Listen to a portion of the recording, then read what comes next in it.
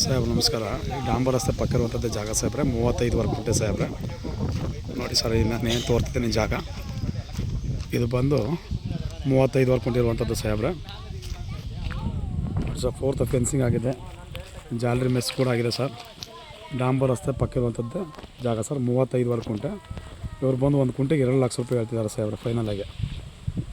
ಸುತ್ತ fourth fencing ಆಗಿ chain mess ಕೂಡ ಆಗಿದೆ ಸರ್. ಏನು ತೋರ್ತಿದ್ದೀನಿ ಜಾಗ ಸಾಹೇಬ್ರೆ ಇದೆ ನೋಡಿ ಸರ್. ಸುತ್ತ ಫೆನ್ಸಿಂಗ್ ಆಗಿ ಜನರಲ್ ಪ್ರಾಪರ್ಟಿ, ಪ್ಯೂರ್ ರೇಟ್ ಸೈಲು, ಅಕ್ಕಪಕ್ಕ ಎಲ್ಲ ಬೆಂಗಳೂರು ತೋಟ ಮಾಡ್ಕೊಂಡು ಸಾಹೇಬ್ರೆ.